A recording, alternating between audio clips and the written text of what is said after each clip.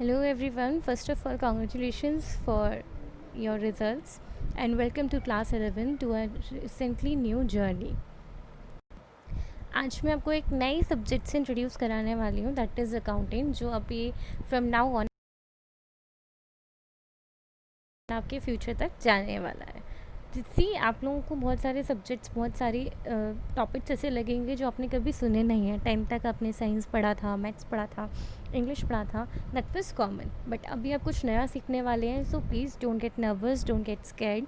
Easy है, इतना hard नहीं है, you will get use to it and plus ये आपके लिए बहुत बेनिफिशियल भी है। So let's start our class from accounting.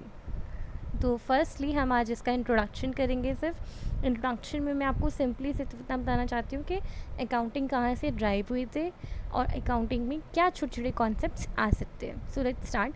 सबसे पहले हम अकाउंटिंग की हिस्ट्री के बारे में बात करते हैं। सबसे पहले क्या होता था, इन फ्यू एजेस अगो और फ्यू ईयर्स अगो हमारे एनवायरनमेंट में, इकोनॉमी में बाटर सिस्टम यूज़ किया जाता था। Barter system is a mean, barter system का मतलब होता है कि चीज़ों के बदले में चीज़ें लेना, things in exchange of things. Like अगर किसी को राइस चाहिए तो वो वेजिटेबल के बदले राइस ले लेता था, और किसी को वेजिटेबल चाहिए तो वो गेहूँ या ग्रेन्स के बदले में वेजिटेबल्स ले लेता था।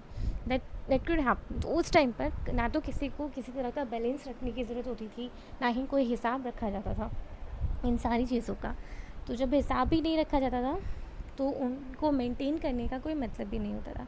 After years and after years money introduce हुआ। मनी के इंट्रोडक्शन के साथ क्या हुआ कि लोगों ने अंदाज़ा लगाना शुरू किया कि इस चीज़ की क्या वैल्यू है और कितने में हमें स्पेंड करना चाहिए और कितना हमें रखना चाहिए। चीज़ों क्या इनकम क्या होने लगी, एक्सपेंडिचर्स क्या होने लगे, परचेजेस क्या होने लगे, वो क्या परचेज़ करते थे, क्या बचाते थे, ये सब जानने के लिए अकाउंट्स मेंटेन किए जाते थे। सी दैट टाइम पे जो अकाउंट्स मेंटेन किए जाते थे दैट वर डिफरेंट। उन लोगों को सिर्फ हिसाब लगा होता था। बट हम लोग जो अकाउंट्स बनाते हैं, जो आज के टाइम पर अकाउंटिंग होती है, दैट इज़ डिफरेंट। हम लोग भी प्रॉफिट एंड लॉसेस निकालते हैं, फाइनेंशियल पोजीशंस देखते हैं लोगों की। Okay, yes, moving on next. हमारे लिए अकाउंटिंग में क्या क्या आता है, अकाउंटिंग में क्या क्या ज़रूरी है, क्या क्या चीज़ें हमें देखने मिलती हैं। अकाउंटिंग एक ऐसा प्रोसेस है जिसमें अकाउंटिंग ऐसा प्रोसेस है जिसमें हम चीज़ों को आइडेंटिफाई करते हैं, बहुत सारी थिंग्स को आइडेंटिफाई करते हैं, फिर उनको मेज़र्स करते हैं इन टर्म्स ऑफ मनी, उनको मनी के टर्म्स में मेज़र्स किया जाता है। इन सब के लिए और उससे हमें क्या क्या पता चलता है, हमें उससे फाइनेंशियल पोजीशंस पता चलती हैं, प्रॉफिट एंड लॉस पता चलता है, कैपिटल इन्वेस्टेड पता चलता है, लाइबिलिटीज़, एसेट्स एंड एक्सपेंसेस। सी आपको बहुत सारे टर्म्स है ना नए लगेंगे, लाइक प्रॉफिट एंड लॉसेस क्या होता है, कैपिटल इन्वेस्टमेंट्स क्या होती हैं, लाइबिलिटीज़ क्या होती हैं, एसेट्स क्या होते हैं, एक्सपेंसेस क्या होते हैं और फाइनेंशियल पोजीशंस क्या होती हैं। ये सब कुछ आपको नया लगेगा, बट इसमें घबराने जैसा कुछ नहीं है। इन चीज़ों का मतलब डे बाय डे आप यूज़ टू भी हो जाएंगे और समझने भी लगेंगे। फॉर एग्ज़ाम्पल, अकाउंटिंग में सबसे पहले बुक्स बनती हैं। Book keeping is a part of an accounting. आपको पता है बुक कीपिंग क्या होती है? बुक कीपिंग का सिंपली मतलब होता है बही खाता रखना, हमारी बुक्स मेंटेन करना। बुक्स मतलब जो आपके सिलेबस में है वो बुक्स नहीं, बुक्स मतलब अकाउंट्स की बुक्स मेंटेन करना। Just like that, profit and और लॉस क्या होता है? प्रॉफिट मतलब जो भी आपको बेनिफिट हुआ या फ़ायदा हुआ, लॉस मतलब loss. Simple person will give this simple definition, but profit का मतलब होता है day by day, years bye years, अगर आपकी कंपनी या आपकी फर्म या आपका कोई भी ऑर्गेनाइजेशन जो है कुछ गेन कर रही है और अपना बिजनेस एक्सपेंड कर रही है तो हम उसको बोलेंगे ये प्रॉफिट में जा रही है। बट अगर किसी की कोई भी ऑर्गेनाइजेशन कुछ अर्न नहीं कर पा रही है, अपनी लॉसेस कवर कर पा रही है सिर्फ, तो हम उसको प्रॉफिट में जा रही है नहीं बोलते। Just like that, capital invested एक चीज़ होती है जब हम अपना बिजनेस स्टार्ट करते हैं या ऑर्गेनाइजेशन स्टार्ट करते हैं, कोई फर्म स्टार्ट करते हैं, तो जो भी हम इन्वेस्ट करते हैं, कैपिटल का सिंपल मीनिंग हम कभी भी मनी टर्म्स में निकाल देते हैं, बट वो मनी टर्म्स में नहीं होता। बहुत सारी चीज़ें होती हैं जो एक फर्म को, एक बिज़नेस को स्टार्टअप के लिए दी जाती हैं। सिंपली ऐसे ही लाइबिलिटीज़ होती हैं। Liabilities just like a human को रिस्पॉन्सिबिलिटीज़ समझा जाता है, रिस्पॉन्सिबिलिटीज़ को समझता है, जस्ट लाइक दैट अकाउंटिंग में लाइबिलिटीज़ होती है। लाइबिलिटीज़ में बहुत सारी चीज़ होती हैं, जैसे कि लोन्स हैं, कुछ बोरोइंग्स हैं, कुछ उसने लिया हुआ है, लॉसेस जा रहे हैं, वो सब कुछ। एसेट्स, इसी तरह से एसेट्स होता है। तो आपको एक नए टर्म्स सुनने मिलेंगे, like journal, ledger, trial balance, ये सब कुछ। तो इनसे घबराना नहीं है, वी विल मैनेज। बहुत प्यार से हम लोग इन सब चीज़ों को मैनेज कर लेंगे। नेक्स्ट है, हमें जो ये सब पता चलता है अकाउंटिंग से हमें क्या पता चलता है, अकाउंटिंग से हमें फाइनेंशियल पोजीशन पता चलती है, एक्सपेंसिव पता चलती है, एसेट्स पता चलती है, प्रॉफिट और लॉस पता चलता है, कैपिटल इन्वेस्टेड पता चलता है और लाइबिलिटीज़ पता चलती हैं। ये सारी इन्फॉर्मेशंस लेने के लिए, इन सारी इन्फॉर्मेशंस के लिए अकाउंटेंसी बहुत इंपॉर्टेंट है। अभी कोई भी सोचेगा कि ये सारी इन्फॉर्मेशन चाहिए क्यों, लेकिन जब हम एक ऑर्गेनाइजेशन में वर्क करते हैं या हम बिज़नेस को स्टडी करते हैं तो हमें ये सारी इन्फॉर्मेशन ज़रूरी होती है। दैट्स वाई हमें ये सारी इन्फॉर्मेशन चाहिए और उसके लिए अकाउंटेंसी ज़रूरी है।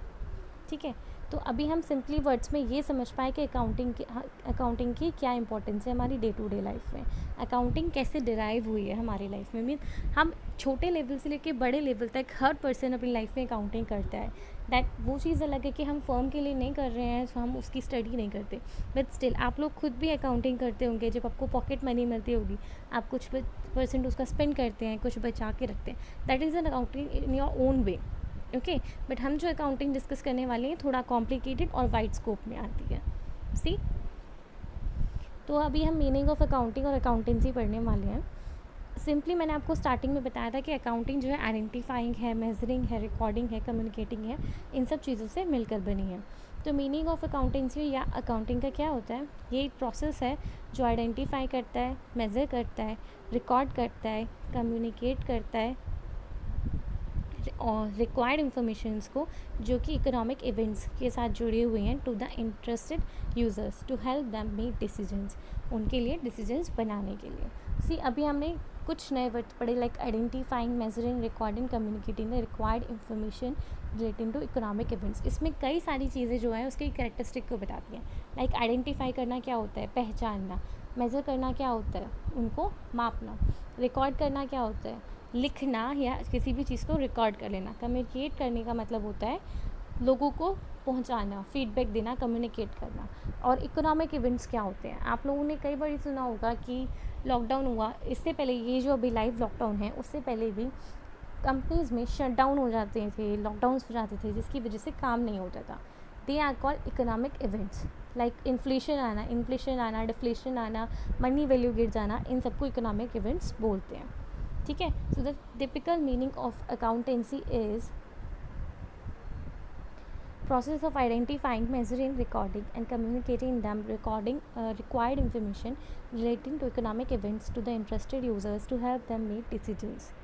Okay, moving on next, हम अब यहाँ पे बताएंगे कि हमें आइडेंटिफाई क्या करना होता है। अकाउंटिंग जो इन सब चीज़ों का प्रोसेस है उसमें हम क्या कैसे कैसे सीखते हैं। सो सबसे पहले आइडेंटिफाई में क्या करना है कि हमें हमारा बिजनेस कहाँ कहाँ स्पेंड करना है। ठीक है, मेज़र क्या करना होता है, मेज़र करना होता है इन टर्म्स ऑफ मनी, कि अगर हम बाहर जाके कुछ भी इन्फॉर्मेशन लेते हैं, जब भी कोई बिज़नेस स्टार्ट होता है हम इकोनॉमिक स्टडी करते हैं उसके लिए कि कौन सी जगह की कितनी वैल्यू होगी, कहाँ वो बेनिफिशियल होगी, इन टर्म्स ऑफ मनी होता है वो।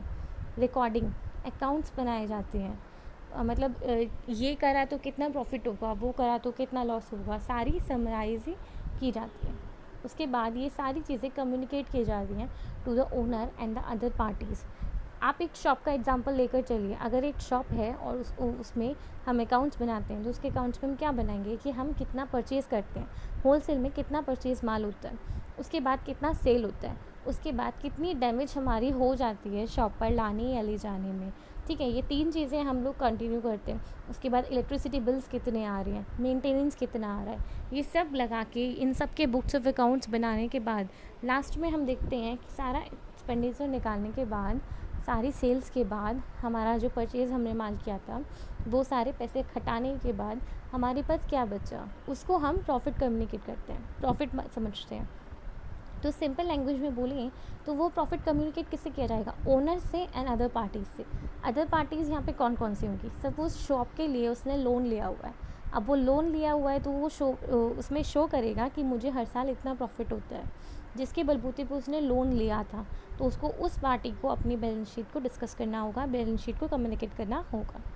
अभी इकोनॉमिक इवेंट्स क्या होते हैं, इकोनॉमिक इवेंट्स वो होते हैं जो in terms of money measures किए जाते हैं। ओके, उसके बाद इंटरेस्टेड यूज़र्स कौन से होते हैं, इंटरेस्टेड यूज़र्स होते हैं ओनर्स एंड अदर पार्टीज़। जहाँ जिन चीज़ को हम कम्युनिकेट करते हैं वो हमारे इंटरेस्टेड ओनर्स और वो ओनर्स एंड अदर पार्टीज़ होते हैं, इंटरेस्टेड यूज़र्स। उसके बाद डिसीजंस क्या लिया जाता है? डिसीजंस का बेटा मतलब ये होता है कि आप आइदर आपको प्रॉफिट हो रहा है, आइदर आपको लॉस हो रहा है, ठीक है? दो ही चीज़ें होती हैं। लॉन्ग रन में कोई भी खाता कमाता नहीं है, सिर्फ इतना ही नहीं अर्न करता कि उसका स्पेंड हो जाए। आइदर वो प्रॉफिट में जा रहा है, आइदर वो लॉस में जा रहा है, दोनों में से एक चीज़ हो रही है। अगर वो प्रॉफिट में जा रहा है तो इसका मतलब ये है कि उसकी अर्निंग अच्छी हो रही है और अब वो धीरे धीरे अपना बिजनेस एक्सपेंड करेगा। आपने कई बार देखा होगा, एक शॉप पहले छोटा शॉप होता है, फिर बड़ा हो जाता है, फिर होलसेल तक जाता है, वो बड़ा अच्छा मॉल बना लिया जाता है, उसको स्टोर रूम कर दिया जाता है, स्टोर बना दिया जाता है। तो वो बिजनेस एक्सपेंड कर रहा है क्योंकि उसकी अर्निंग अच्छी हो रही है। बट इन केस वो लॉस में जा रहा है तो या तो वो मेजर्स लेगा अपने लॉस से निकलने की, उसको 2 साल या 3 साल का टाइम देगा, उसके बाद लॉस से निकलने की कोशिश करेगा। Either he will shut down his business, या तो वो बंद कर देगा। ये सारे मीनिंग्स होते हैं आपकी डेफिनेशन की जो मैंने आपकी अकाउंटिंग की बताई थी। After that will go to characteristics of accountings क्या होते हैं, फीचर्स, एट्रीब्यूट, फीचर्स क्या होते हैं और उसके एट्रीब्यूट्स क्या होते हैं। अकाउंटिंग की कैरेक्टरिस्टिक यानी कि उसकी फ़ीचर्स यानी कि उसकी क्वालिटीज़ क्या क्या हैं, उसके अंदर क्या क्या फ़ीचर हैं। लाइक ह्यूमन बॉडी के आपके बारे में पढ़ा, आपने ह्यूमन बॉडी के बारे में पढ़ा है 10th स्टैंडर्ड में। तो ह्यूमन बॉडीज़ में क्या क्या फ़ीचर्स होते थे, उनके क्या ऑर्गन्स होते थे, उन ऑर्गन्स में क्या फ़ीचर्स होते थे, वो सारी चीज़ें आप पढ़ते थे। जस्ट लाइक दैट अकाउंटिंग है। अकाउंटिंग एक बॉडी है जिसके फ़ीचर्स के बारे में हम पढ़ते हैं कि अकाउंटिंग हमें क्या सिखाती है, क्या उसके कैरेक्टरिस्टिक्स हैं, ये सब कुछ। सो अकाउंटिंग के फ़ीचर्स क्या हैं, हम वन बाय वन पढ़ेंगे। तो अकाउंटिंग का फर्स्ट फीचर है, accounting is an art as well as science. Accounting art भी है एंड अकाउंटिंग साइंस भी है। सी साइंस में क्या होता है, science is basically a theory which is based on principles and rules which you can prove actually. Same thing accounting में जैसी है, ये बेस्ड होता है प्रिंसिपल्स एंड रूल्स पे, थ्योरीज होती हैं अकाउंटिंग की। आफ्टर दैट हमने हमेशा देखा है हम जो है डबल एंट्री अकाउंटिंग सिस्टम पर जाते हैं। Double entry accounting system accounting में का मतलब है कि दोनों साइड्स इक्वल होंगी, so we can prove later कि हमने जो कैलकुलेशन की है वो करेक्ट है, विच गिव्स यू प्रूफ्स। तो एक तरह से अकाउंटिंग साइंस है। अकाउंटिंग आर्ट कैसे है, अकाउंटिंग में हम रिकॉर्ड करते हैं, क्लासीफाई करते हैं, समराइज़ करते हैं। ये तो बार बार ही बोला जा रहा है कि रिकॉर्ड किया जाता है, क्लासीफाई किया जाता है, समराइज़ किया जाता है। जब एक डिफरेंट टेक्निक के साथ, डिफरेंट पर्सपेक्टिव के साथ ये सारे काम किए जाते हैं तो वो एक आर्ट की तरह रेफर किया जाता है। Like there is a art of managing everything, that's why accounting is an art which is so we can read it through. It is an art of recording, classifying and summarizing business transactions. Next feature accounting का है recording in terms of money. जो भी हम अपने expense करते हैं accounting में in terms of money होता है। अगर आपको कोई ये ट्रांजेक्शन बोलता है दैट, सपोज़ करिए मैंने ट्रांजेक्शन बोला है कि एक शॉप के लिए हमने 20 टेबल्स लिए, तो क्या आप 20 टेबल्स को रिकॉर्ड करेंगे? नहीं, हम 20 टेबल्स को रिकॉर्ड नहीं कर सकते। कोई भी ऑर्गेनाइजेशन, कोई शॉप, कोई फर्म, किसी भी बिज़नेस के लिए जब भी कोई परचेजेस होती है, कुछ सेल्स होता है या लॉसेस भी होते हैं, डैमेजेस भी होते हैं, तो वो हम in terms of money record करते हैं। लाइक 50,000 का माल ट्रक से आते आते गिर गया, अगर उसको रिकॉर्ड करेंगे तो 50,000 वर्क इन प्रोग्रेस में डैमेज हो गया। हमने 10 टेबल्स लिए हैं, यहाँ पर एग्जांपल दिया गया है कि 20 चेयर्स लिए गए 50,000 के और 10 टेबल्स लिए गए 20,000 के। अगर हमारे पास सिर्फ क्वांटिटेटिव नॉलेज होती कि हमने इतना फर्नीचर ख़रीदा है तो हम उसको रिकॉर्ड ही नहीं कर पाते। सो हमारे पास अभी नॉलेज है, जो हमारे पास इन्फॉर्मेशन है कि 20 चेयर्स से 50,000 के और 20,000 के टेबल्स से हम इन टर्म्स ऑफ मनी उसको रिकॉर्ड करने वाले हैं। Next feature is recording of financial transactions होंगी। सी अभी जो है लॉकडाउन का पीरियड चल रहा है, तो लॉकडाउन में काफ़ी सारे लोगों को काफ़ी सारा लॉस हो रहा होगा। इन टर्म्स ऑफ बिजनेस तो हर पर्सन को लॉस हो ही रहा है, बट क्या वो उसको in terms of financial transaction दिखा सकता है कि इतने टाइम मेरा प्रोडक्शन बंद रहा ड्यू टू लॉकडाउन? ऐसा कोई भी अपने अकाउंट्स में नहीं लिखेगा, कोई बुक्स में नहीं लिखेगा। अगर आप बैंक में जाएंगे तो आप बैलेंस शीट में लिख कर लोन नहीं मांग सकते कि लॉकडाउन की वजह से मेरा इतना लॉस हुआ था।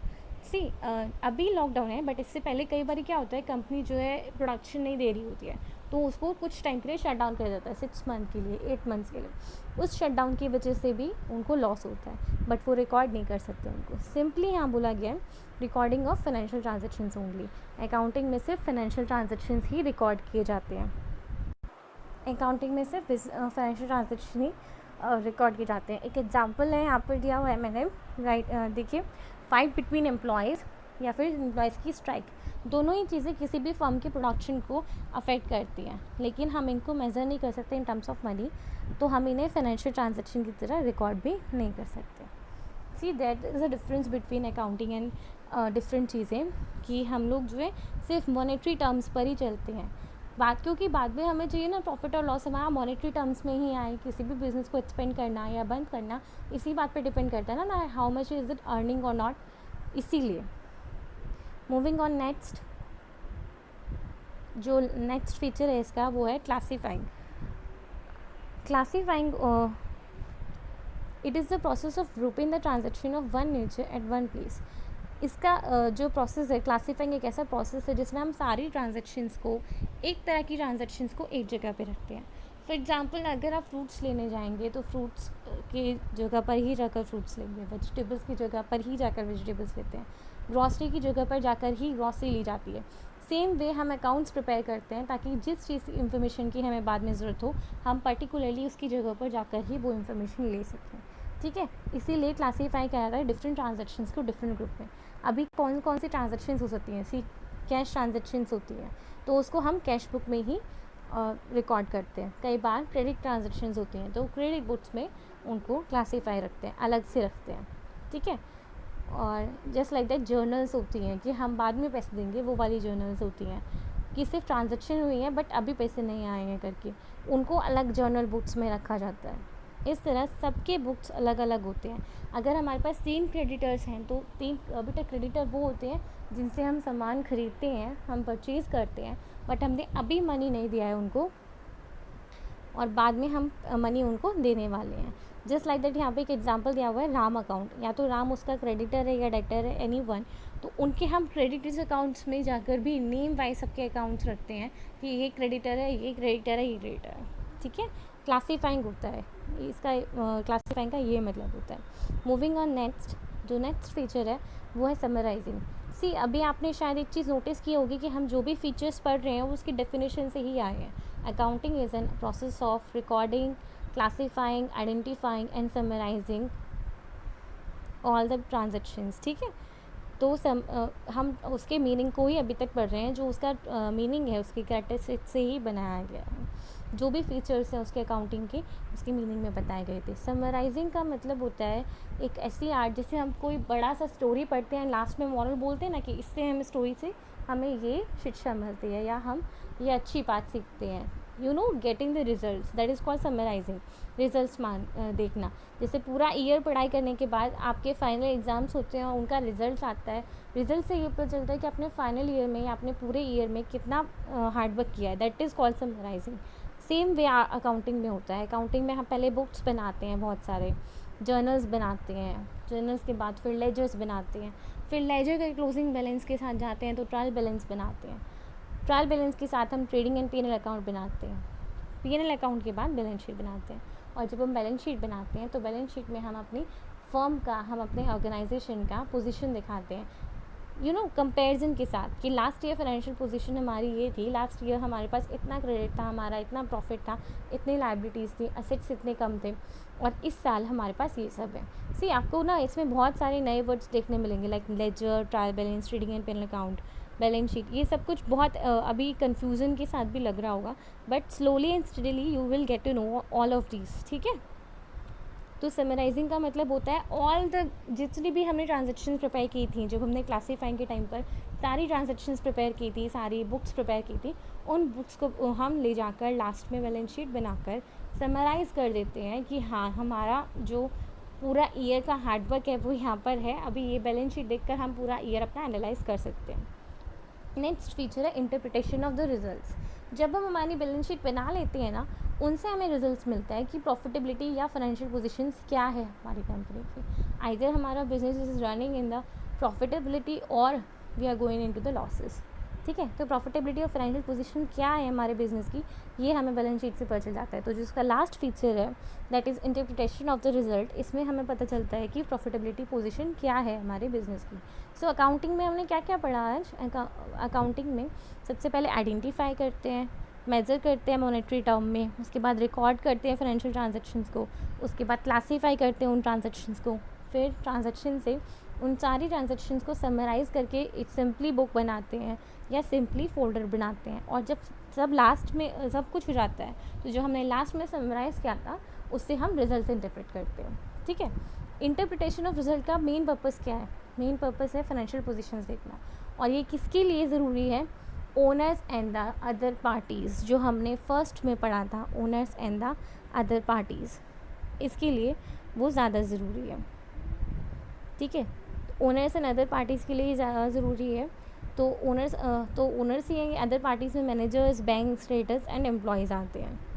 तो आज हमने अकाउंटिंग का एक इंट्रोडक्शन लिया कि ये अकाउंटिंग कहाँ से डिराइव होता है, कैसे कैसे आया, हमने कैसे इसको प्रोसेस किया by day to day life में, हम लोग अपने लेवल पे कहाँ कहाँ कैसे कैसे अकाउंटिंग करते हैं, और उसके बाद इसके फीचर्स क्या क्या हैं।